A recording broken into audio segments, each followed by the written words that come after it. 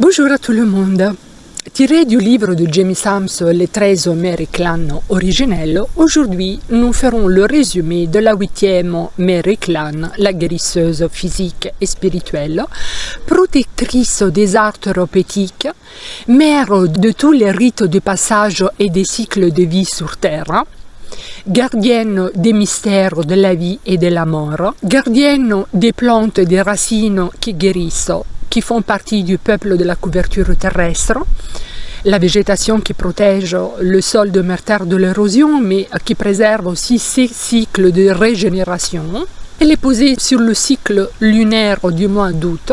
Sa couleur est la couleur bleue qui représente l'eau, les sentiments et l'intuition. Son action est de servir la vérité. Cette 8e Mary Clan est l'incarnation du principe féminin, qui se met au service des enfants de la terre pour mettre à leur disposition la sagesse de sa médecine. En qualité de guérisseuse, elle suture les plaies, remet un os en place et les sages-femmes, comme on le verra dans le conte d'aujourd'hui, elle porte assistance au processus de guérison de l'accomplissement humain.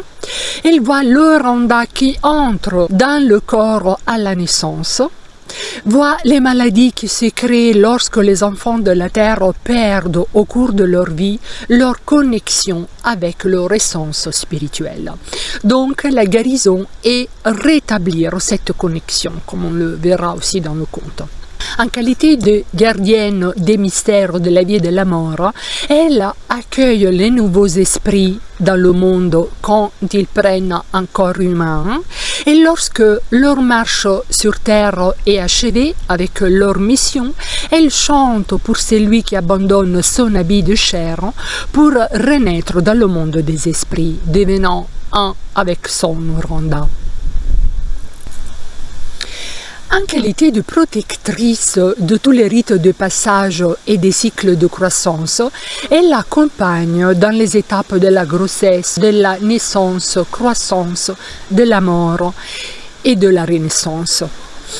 Elle enseigne quand il faut nous battre pour la vie et quand il faut lâcher prise, quand se remettre à notre esprit pour choisir et quand accepter ce que nous arrive. Cette mort peut être aussi la fin d'une relation ou d'un travail.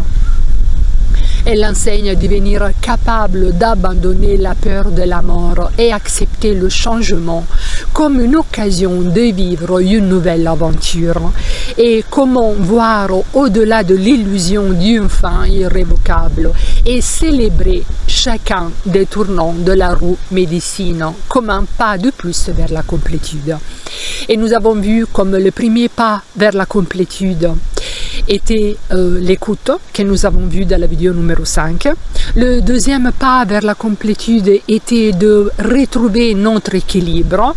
Et maintenant, nous avons vu comment un énième pas vers la complétude est de accueillir, célébrer tous les cycles de notre expérience de vie. Maintenant, on entre dans le vif du conte.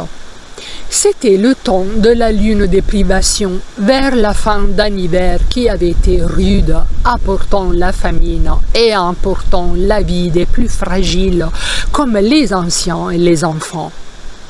Accoucher lorsqu'il n'y avait plus rien dont se nourrir, ce n'était pas un moment qu'on aurait choisi. La guérisseuse pétrissait les tensions des cuisses de lune orange, la fragile sœur en travail, dont le visage était couvert de gouttes de sueur. Elle se sentait impuissante puisque ses remèdes ne pouvaient rien contre la famine, ni aucun de ses talents donnait la force de se battre pour vivre. La grotte de naissance, un espace consacré à cet usage, retentissait des gémissements et des lamentations déchirantes qui provenaient de l'extérieur où un groupe de femmes enterrait leurs morts. La guérisseuse aurait aimé qu'elle s'éloigne un peu de la grotte, car ce qu'elle donnait à entendre ne donnait aucune raison de faire venir au monde une nouvelle vie. Distraitement, la mère Clan ajouta une poignée de brindilles de feu remerciant pour cette chaleur. Le regard caverneux de lune orange la suppliait de la soulager. La guérisseuse répondit avec un sourire caressant son front. Elle ne pouvait pas lui donner davantage d'herbe pour faciliter le travail, car étant l'estomac de lune orange vide, une dose supplémentaire l'aurait envoyé au royaume du sommeil éternel. Il fallait donc que lune orange aide au travail, se battant pour la vie de son enfant à naître et la sienne. La femme médecine réalisa que c'était là un de ces moments où le choix entre la vie et la mort était entre les mains du grand mystère, ainsi que dans la volonté de vivre de lune orange, qui lui prit la main pour nourrir sa force, car une nouvelle vague de contraction secouait son corps. La guérisseuse prit connaissance que la connexion de lune orange à sa propre Oronda était l'unique espoir pour la jeune mère et son enfant. Seulement ainsi, le grand mystère l'aurait nourrie de la force dont elle avait besoin. L'enterrement à l'extérieur devait être terminé parce que les lamentations stridentes avaient cessé. À l'arrière des huttes, des monticules de glace servaient de tombes provisoires en attendant le dégel du sol pour rendre les morts au sein de la terre. Le silence fut le signal de l'arrivée imminente des deux femmes qui étaient attendues pour aider à l'accouchement et qui étaient allées enterrer leurs morts. Entre deux phases douloureuses de cet accouchement, la guérisseuse pensait au grand nombre de générations qu'elle avait aidées à venir au monde, ainsi qu'à celles qu'elle avait portées par son chant dans le monde de l'esprit. Elle avait appris aux enfants humains l'importance du rituel du deuil. Elle avait remarqué que lorsque les proches du disparu autorisaient leur cœur à exprimer la vérité de leur chagrin, cela facilitait le lâcher-prise à la fois des familles endeuillées et des esprits de leur chair qui utilisaient ce deuil comme un arc pour envoyer la flèche de leur esprit vers la voie bleue de l'esprit, qui est en contraposition avec la voie rouge de la vie physique. La guérisseuse restait attentive à l'accouchement, gardant une expression confiante et patiente malgré toute situation. Les images des moments particuliers de partage comme les fêtes des moissons, les mariages, les naissances, les morts, les rites de passage, les nuits de contes autour du feu, tourbillonnaient devant elle.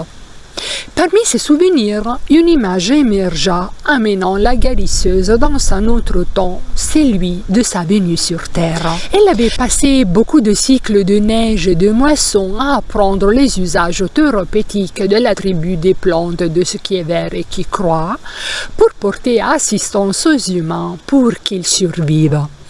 Elle se souvint de la médecine du blaireau, de prendre en charge et de montrer sa compétence avec décision et vigueur dans des circonstances difficiles avec efficience. Le blaireau devenait agressif seulement lorsqu'il s'agit de protéger les faibles ou ceux qui avaient été blessés par quelque force hostile. Le blaireau lui avait présenté bien d'autres créatures. La médecine de l'oryctérope qui prolonge la vie lui avait appris le secret de la longévité. La cigogne, pour faciliter l'accouchement et la venue au monde, lui montrant comment positionner le corps de la femme pour accompagner les mouvements de contraction pour pousser l'enfant, au lieu d'aller à l'encontre des rythmes de sa douleur avec peur. L'orfraie ou balbuzard pêcheur lui avait appris la médecine de mettre un os en place. Le scarabée, la médecine de la régénération, et que rien dans l'univers n'est jamais perdu. De nouvelles plantes poussent du sol fertilisé par la décomposition des feuilles mortes. De nouveaux soleils naissent de la poussière des étoiles qui explosent. De nouvelles cellules apparaissent pour réparer les blessures. Ainsi, l'Oronda est éternelle, prenant de nombreuses formes physiques dans le temps. Le serpent lui avait appris comment muer en transmutant les poisons, la négativité et les idées limitatives afin de se dépouiller de ses vieilles peaux. Comment utiliser des petites quantités de plantes vénéneuses pour immobiliser une personne ou un animal blessé pendant une intervention. Et lui avait montré les merveilles de la force de la vie et la façon dont elle circulait dans le corps. Ensemble, ils avaient exploré la faculté de l'esprit à soigner et la capacité du mental à canaliser le processus de guérison. La femme médecine ressentit une profonde gratitude et fut honorée de mettre ses compétences au service des humains. Dans la grotte, lune orange faiblissait davantage encore suite aux contractions qui avaient cessé. Et un gémissement s'échappait péniblement de ses lèvres. La guérisseuse comprit qu'il fallait intervenir pour ne pas laisser partir la mère et l'enfant pour la terre éternelle. Elle commençait à amasser vigoureusement le corps de lune orange en adressant sa prière silencieuse à Mère Terre et au grand mystère. En levant le regard, elle vit son animal totem suspendu en haut de la grotte. La chauve-souris, symbole de renaissance dont la médecine et la résistance et la persévérance, ouvrit doucement les yeux et regarda bien en face la mère Clan et lui parla. « Mère, nous ne sommes pas seuls en cette grotte. Regarde dans le coin le plus éloigné et tu verras qui est en train de surveiller tes efforts. » Elle vit une pâle lumière bleue et reconnut la forme d'un esprit qu'elle avait vu lors de chaque naissance. L'oranda de l'enfant à naître était dans la grotte. C'était le signe espéré qui avait soulagé la femme médecine. Elle regarda lune orange et vit qu'elle vacillait entre la conscience et l'inconscience. Il fallait que lune orange se connecte davantage avec son corps et son oranda. La sage-femme qu'elle était se déplaça pour soutenir les épaules et la tête de lune orange, pouvant la bercer entre ses bras, et fredonna une douce mélodie qui réconforta lune orange. De temps en temps, elle pressait les mains et les bras de sa protégée pour y stimuler la force de vie à circuler. Lune orange ouvrit les yeux et souffla « Suis-je morte ?» La guérisseuse entreprit de lui parler d'une voix plus ferme. « Tu n'es pas morte, petite mère. L'esprit de ton bébé qui va naître est ici, dans la grotte, et tu dois ouvrir ton cœur pour l'écouter. » Une lueur de fierté complice illumina le visage de lune orange qui dit « Aide-moi à le voir ». La guérisseuse dirigea le regard de lune orange vers le recoin en haut de la grotte. La guérisseuse sut qu'il y avait une ressource enfouie chez lune orange qui devait être mère et qui aurait pu l'étirer de ce moment délicat entre la vie et la mort. La femme médecine commença à lui décrire comment la forme bleue pâle de l'esprit bougeait, jusqu'à ce que lune orange puisse aussi la voir. La guérisseuse avait parlé à lune orange au cœur du silence que se fit pour entendre l'oranda de l'enfant à naître s'adresser à l'oranda de sa mère. « Tu vas être ma mère, mais je viens aussi pour t'enseigner. Nous commençons notre voyage ensemble dès ce temps d'avant ma naissance. Tu as oublié comment te connecter à ton oranda et comment obtenir du grand mystère la force dont tu as besoin. Je suis ici pour que tu te souviennes du temps d'avant ta propre naissance quand tu connaissais cette connexion. Si tu murmures ton propre nom et si tu laisses venir à toi les images de ce qu'il représente, tu découvriras ta médecine personnelle. Tous ces dons reposent avec confiance dans ton oranda et ils attendent que tu les découvres. La jeune femme en couche commença à se murmurer ce nom. Lune orange, lune orange, lune orange, lune orange, lune orange. Des images de fleurs de courge jaune-orange se transformèrent en lune des moissons, gorgée de lumière dorée.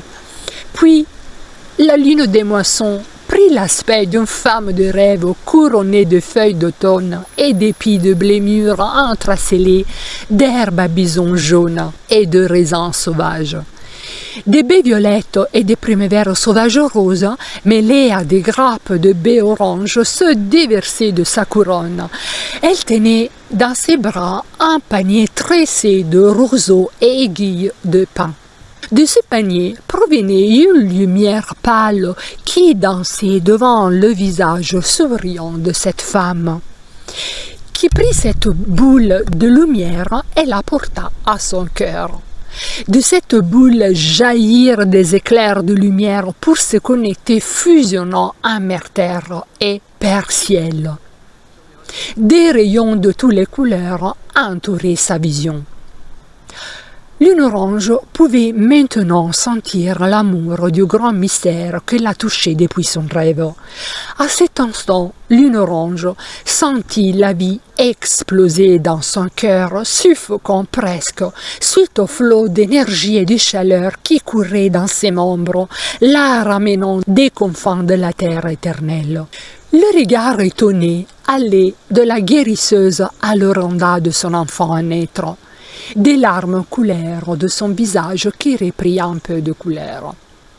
À ce moment précis, les deux femmes attendues arrivaient après avoir nettoyé la suie qu'elle avait mise sur leur visage pour le deuil et après avoir nettoyé leur corps avec la fumée de cendre, laissant leurs pensées à l'extérieur de la grotte. Lune orange était à présent soutenue par ces deux femmes.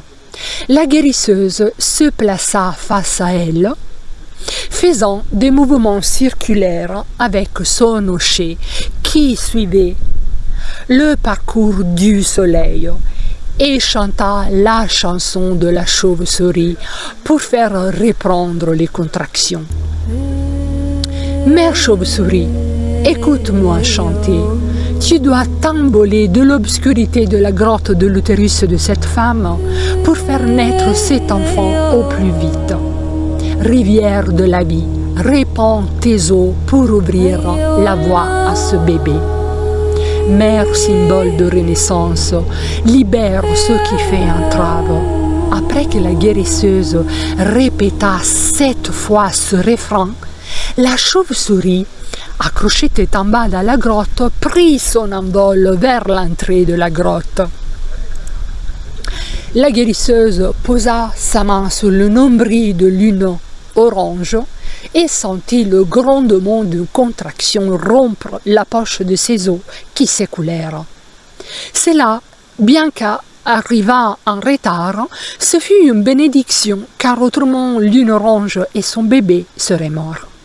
C'était le signe que son chant avait été entendu et qu'elle avait touché les 7 directions sacrées dont nous avons parlé dans la vidéo numéro 2 dédiée à la mère de la sagesse et que l'enfant allait naître.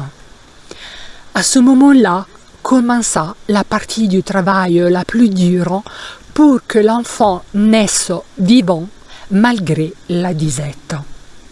Grand-père Soleil allait se lever de nouveau, voyant la conclusion du travail. Lune orange était accroupie, permettant au magnétisme de Mère Terre d'amener l'enfant sur son chemin terrestre.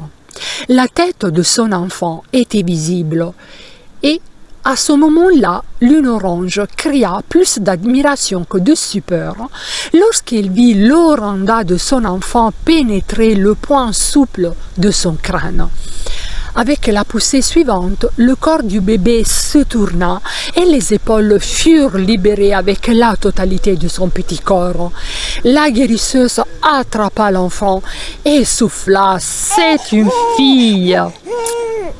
La petite se manifesta en écho, faisant savoir au monde qu'elle était venue avec une jolie voix. Le cordon ombilical fut présenté lavé à la femme médecine qui l'enroula fermement en cercle et le suspendit à une corne de serre accrochée près du feu pour le faire sécher.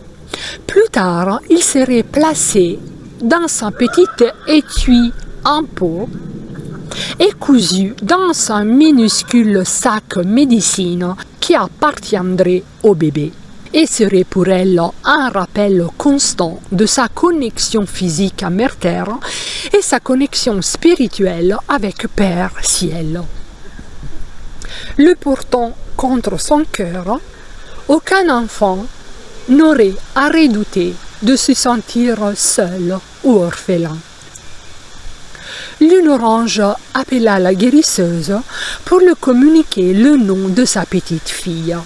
Elle sera Couverture Terrestre. Couverture Terrestre m'a fait souvenir que les cycles changent. C'est des neiges de la lune de privation qui naît le manteau vert de Mère-Terre. Cet enfant est la promesse du printemps. Elle m'a appris à avoir foi, même quand tout semble perdu. La foi est comme le rouge-gorge qui chante les fleurs sur la neige. Couverture Terrestre m'a expliqué que sa naissance a été son premier rite de passage, mais ça en était un pour moi aussi, car ça m'a permis de me reconnecter à mon Oranda et au grand mystère. Merci Mère de nous avoir aidés. Puisque l'Oranda de Couverture Terrestre m'a montré ma médecine quand elle est née, elle souhaite que vous soyez son enseignante. La guérisseuse fut touchée de ces mots et lui fit part de sa décision. La guérisseuse se mit à songer au compagnon de Lune Orange, cerf gris, qui était mort piétiné par un bœuf musqué 4 lunes avant la naissance.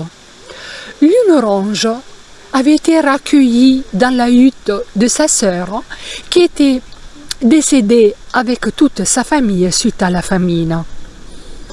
La femme médecine prit la décision d'accueillir Lune Orange et sa fille dans son foyer. Les chasseurs donnaient à la guérisseuse beaucoup de viande pour ses services. Ainsi, la jeune mère et sa fille n'auraient manqué de rien. La guérisseuse, Lune Orange et son nouveau-né furent tout d'un coup submergés par de délicieux arômes de viande graissillante lorsque celle qui a du courage, une des 2 femmes qui avaient assisté à l'accouchement, écarta le rideau de peau pour entrer dans la grotte après être allée enterrer le placenta.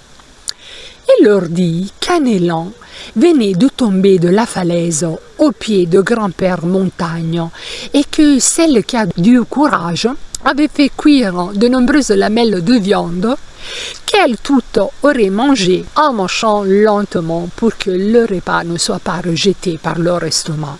Après le repas, la mère Clan repartit dans ses pensées en imaginant comment sera la vie de Couverture Terrestre. La mère Clan lui aurait transmis ses savoirs. Couverture Terrestre aurait appris la voix des esprits, même si son Oranda les connaissait avant sa naissance. L'oubli faisait toujours partie du processus de la vie humaine. Et restaurer le souvenir comme remettre ensemble les pièces d'un puzzle était l'un des plus importants rites de passage pour tous les êtres humains. Ce serait une joie d'accompagner couverture terrestre et d'assister à sa croissance et à la réminiscence des souvenirs qui permettraient d'amener entièrement son Oranda à l'intérieur de son corps. Et nous sommes arrivés à la conclusion. L'éternelle flamme d'amour était la lumière qui guidait l'Oranda de toute forme de vie. Le moment et la manière dont les deux jambes redécouvriraient leur connexion à la source créatrice appartient à chacun. Chaque cycle et chaque rayon de la roue médecine était porteur de leçons pour grandir et changer, qui donneraient du sens à la vie grâce à l'expérience. La volonté de continuer à apprendre était animée par la connexion de l'esprit au grand mystère. De cette éprouvante période de famine et de perte, ce clan d'êtres sur deux jambes venait de renaître car l'une seule d'entre eux avait nourri sa foi en l'éternelle flamme d'amour pour que l'impossible devienne possible. Les relations entre les membres bienveillantes de la famille planétaire étaient de nouveau fortes. La guérisseuse entonna un chant de grâce pour les miracles de cette journée et les autres qui les attendaient sur la voie rouge de la vie. À chaque tournant, le changement était toujours à l'œuvre. Dans son esprit, la guérisseuse vit un futur lumineux pour la tribu humaine juste au-delà de l'horizon. La mère des arts thérapeutiques fut reconnaissante du temps qui lui avait été accordé pour connaître et comprendre les enfants de la Terre. Ce fut une joie pour elle de savoir qu'après son chemin sur Terre, son esprit serait toujours accessible pour ceux qui auraient le courage de venir jusqu'à elle en soignant et guérissant leur corps, leurs pensées et leur esprit brisés. La roue médecine continuerait à tourner, la vie à croître et se transformer, la mort à apporter la renaissance. Je vous remercie de votre écoute et je vous donne rendez-vous avec la 9e mère clan, la mère du soleil couchant. Ciao!